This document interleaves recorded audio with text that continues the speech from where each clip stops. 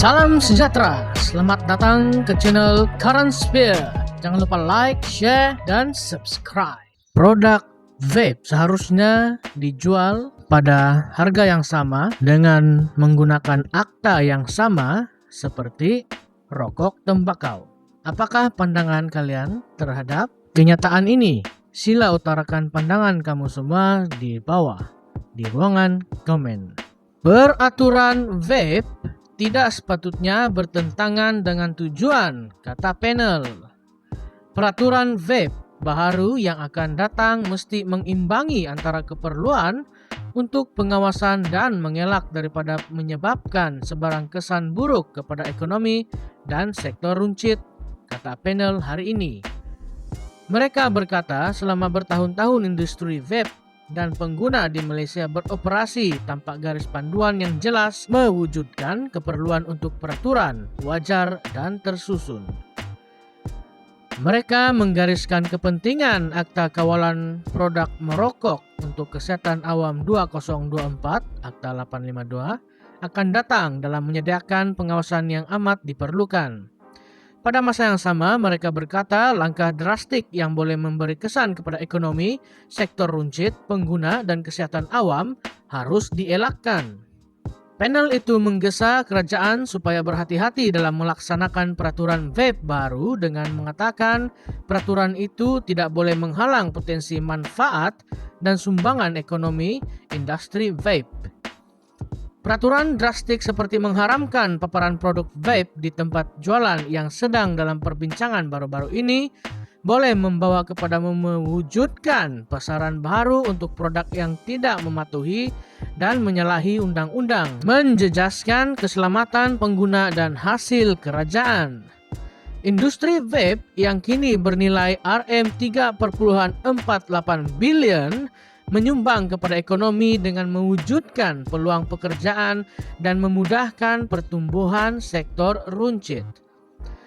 Langkah drastik boleh menyekat pertumbuhan ini dan membawa kepada kehilangan pekerjaan, kata pengarah urusan Pusat Penyelidikan dan Maklumat Data Matrix DARE, Pankaj Kumar dalam satu kenyataan.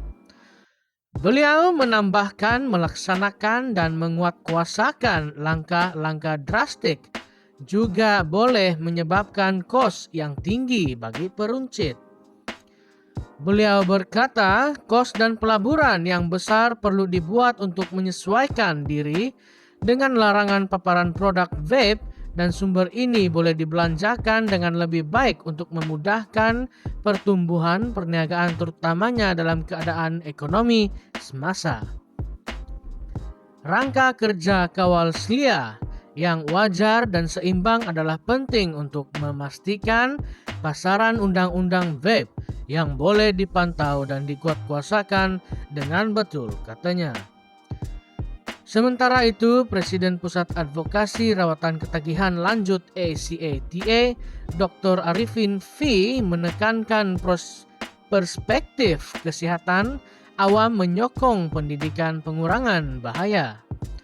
Pendidikan mengenai pengurangan bahaya adalah penting, memaklumkan perokok dewasa tentang kaedah relatif bertukar kepada produk vape boleh mengurangkan kelaziman merokok dengan ketara. Langkah-langkah larangan seperti larangan paparan boleh menjadi tidak produktif dan menghalang akses kepada alternatif yang kurang berbahaya. Ia menghantar mesej yang salah kepada perokok dan menyebabkan perokok tersalah maklumat tentang bertukar kepada produk yang kurang berbahaya, katanya. Beliau mencadangkan agar paparan pendidikan bermaklumat bertanggung jawab dan terkawal yang disasarkan kepada perokok dan berpotensi berhenti merokok harus dibenarkan. Panelis ketiga, anggota Bersekutu Pusat Pilihan Pengguna CCC, Tarmizi Anwar, berkata terdapat keperluan untuk perlindungan pengguna dan pilihan memaklumkan. Pengguna dewasa mesti dimaklumkan dengan baik tentang pilihan mereka. Peraturan seperti mengharamkan paparan produk vape di tempat jualan boleh menghadkan maklumat yang tersedia kepada pengguna, menghalang keupayaan mereka untuk membuat pilihan termaklum. Langkah-langkah sekatan juga boleh mendorong pengguna kepada produk yang menyalahi undang-undang di mana produk tersebut tidak mematuhi mana-mana piawaian keselamatan yang ditetapkan dan mengandungi bahan yang tidak diketahui dan tidak terkawal, katanya. Ahli panel juga meminta kerjasama yang lebih baik daripada semua pihak berkepentingan dan menyeru Kementerian Kesehatan untuk melibatkan diri dengan peruncit, wakil industri, pakar kesehatan awam, dan kumpulan advokasi pengguna. Pendekatan kolaboratif ini akan memastikan peraturan adalah menyeluruh, berkesan, dan demi kepentingan semua pihak, kata mereka.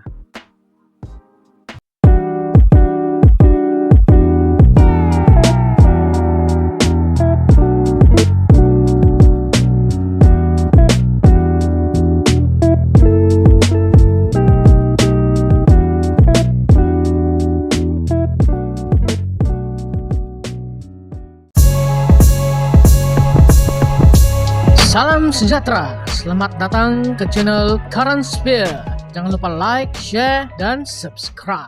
Baru juga beberapa hari yang lalu, Perdana Menteri mengumumkan penurunan harga pasaran bagi telur. Sudah ada dakwaan yang mengatakan berlaku kenaikan harga barangan. Betul atau tidak? Mari kita kupas lebih lanjut. Pengguna dakwa berlaku kenaikan harga barangan. Shah Alam. Pengguna mendakwa beberapa barangan keperluan asas mengalami sedikit kenaikan berbanding minggu lalu.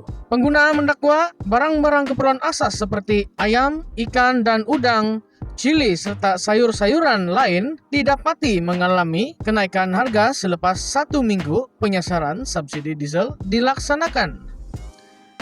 Tinjauan sinar harian di pasaraya sekitar Lembah Klang mendapati peningkatan tersebut berlaku antara Rp2 hingga Rp3. Besar nih penurunan harga telur baru 3 sen. Ini dan naik sampai dari Rp2 hingga Rp3. Baiklah, kita teruskan. Seorang pengguna, Muhammad Aidi Muhammad Kusim, 51, mendakwa beberapa barangan keperluan asas mengalami sedikit kenaikan berbanding minggu lalu. Setakat ini memang ada peningkatan harga, tapi kalau ikutkan, barangan keperluan asas adalah barangan terkawal. Jadi kebanyakan peniaga masih akur dengan ketetapan tersebut. Harga hari ini pun masih sama macam minggu lepas, cuma cili padi ada sedikit peningkatan sekitar Rp2 hingga Rp3 macam tuh, katanya pada Selasa. Suri rumah Nurbaiti Muhammad Siddiq 52 turut mendakwa harga barangan basah seperti ayam, ikan, dan udang meningkat sebanyak 50%. Menurutnya, bahan asas seperti sayur dan bawang sebelum ini sekitar Rp2 bagi 100 gram hingga 200 gram, tetapi kini sudah mencecah Rp4. Wow. Ini harga kawasan luar bandar. Di kawasan bandar masih belum terjejas. Mungkin kos naik sebab mahu tampung kos pengangkutan, ujarnya. Menurut Nur Hasmalinda Hasan, 35, ada kedai runcit didapati menaikkan harga beberapa barangan. Dia melahirkan kebimbangan untuk jangka masa akan datang, kemungkinan lebih banyak lagi barang yang akan naik harga. Saya memang mengharapkan tiada lagi kenaikan dan dapat kembalikan harga yang asal sebelum ada kenaikan harga diesel, luahnya. Bagi anggota polis, Norazran Yusuf, 36, kerajaan perlu mengekalkan harga barangan keperluan asas kini dan menaik taraf gaji rakyat supaya tidak terbeban dengan kos sara hidup yang tinggi. Zaman sekarang banyak nak pakai duit, barang pun mahal. Kalau keluarga yang ada anak ramai lagi, banyak kos perbelanjaan mereka, ujarnya. Sementara itu, kaki tangan Lembaga Zakat Selangor, Nol Najla Roslin 28 berkata, peningkatan harga barangan menjadikan dia dan keluarganya terpaksa menyusun semula perbelanjaan bulanan. Saya paham mereka, peniaga, terpaksa menaikkan harga karena mereka juga mempunyai komitmen seperti bayar tepak sawah dan gaji pekerja. Saya rasa sangat terbeban dengan harga mahal sekarang. Bayangkan, dulu beli barang keperluan Rp100 sudah mencukupi untuk seminggu, tapi sekarang 200 baru cukup, katanya.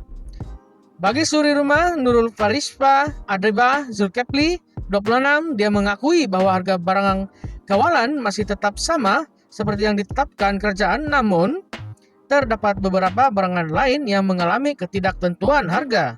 Katanya, kenaikan harga barang dari masa ke semasa memerlukan perhatian penuh daripada kerajaan dengan memberi lebih banyak bantuan supaya dapat meringankan beban rakyat dalam menghadapi situasi berkenaan.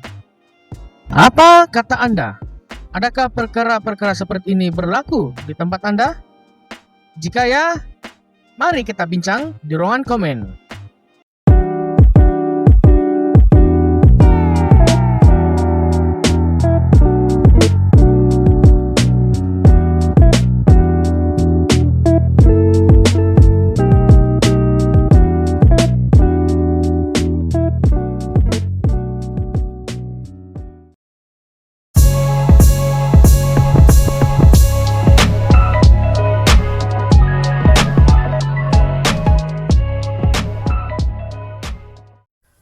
Singapura mengaku curi minyak diesel bersubsidi Malaysia. Sejak pengumuman kenaikan harga diesel beberapa hari lalu, terdapat banyak pihak yang terkesan. Tetapi tidak disangka-sangka pula, warga asing juga ikut kepanasan. Rupanya seronok meniaga pakai subsidi diesel dengan orang selama ini rupanya. Penumpang bas dan pelanggan agensi pelancongan yang melakukan perjalanan rentas sempadan antara Singapura dan Malaysia bakal menjangkakan kenaikan harga dalam masa terdekat. Bagaimanapun, netizen melihat ini seolah-olah pengakuan daripada rakyat Singapura bahwa selama ini mereka curi diesel rakyat Malaysia. Pada Isnin lalu, kerajaan Malaysia memotong sebagian besar subsidi diesel yang dikatakan menelan belanja RM4 bilion setiap tahun. Perdana Menteri Anwar Ibrahim menyatakan penjabatan ini akan disalurkan kepada golongan berpendapatan rendah. Harga runcit diesel di Semenanjung Malaysia telah ditetapkan kepada RM3.35 seliter, meningkat lebih 50% daripada harga subsidi sebelum ini, yaitu RM2.15 untuk kenderaan komersial dan persendirian. Menurut laporan CNA, Singapore Cab Booking, yang menawarkan perkhidmatan pengangkutan antara dua negara, menyatakan bahwa perkhidmatan bas mereka akan terjejas dengan kenaikan harga diesel ini. Farid Khan, CEO kepada Singapore Cab Booking, menyatakan bahwa syarikatnya mempunyai 12 bas berkapasiti 45 tempat duduk dalam fleetnya dan beberapa bas kecil yang juga menggunakan diesel. Dengan kenaikan harga diesel ini, apabila kami ingin menaikkan harga kepada pelanggan, itu menjadi masalah. Mereka akan marah, tidak gembira dengan kenaikan harga, katanya. Agensi pelancongan lain juga merasakan kesan kenaikan harga diesel ini. EU Holidays, yang menyediakan package pelancongan ke Malaysia, juga merangkumi kira-kira 10% daripada perniagaannya mungkin akan menaikkan harga. Pengarah Ong Han Ji memberitahu CNA bahwa agensinya belum memutuskan beberapa banyak kenaikan tersebut. Pengendali yang mereka bekerja sama di Malaysia juga belum mengesahkan berapa banyak kenaikan harga mereka. Kenaikan harga diesel ini membawa kepada peningkatan kos operasi bas sebanyak 40% dalam lawatan mereka, katanya. Namun, karena nilai ringgit telah menyusut berbanding dolar Singapura, Ong tidak merasakan masalah besar dalam konteks Singapura. WTS Travel, yang mengatur lawatan bas ke pelbagai destinasi di Malaysia dan menyediakan perkhidmatan sewa khas, juga merancang untuk menaikkan harga package pelancongan dan perkhidmatan sewa bas mereka. Pengurus pembangunan perniagaan Kanan Michael Gunn berkata subkontraktor mereka telah meminta kenaikan harga sewa bas. Singapura, yang menyediakan separuh daripada perniagaannya dengan lawatan ke Malaysia, juga sedang menunggu pengesahan daripada kontraktor sewa bas mereka mengenai kenaikan harga. Bagaimanapun, laporan yang dibuat oleh CNA ini diterima baik oleh rakyat Malaysia, dengan kebanyakan mereka mengkritik peniaga Singapura yang curi subsidi diesel rakyat Malaysia. Sebagian netizen merasakan bahwa tindakan ini telah membuka kebenaran bahwa selama ini rakyat negara kaya Singapura yang mencuri minyak subsidi Rakyat Malaysia.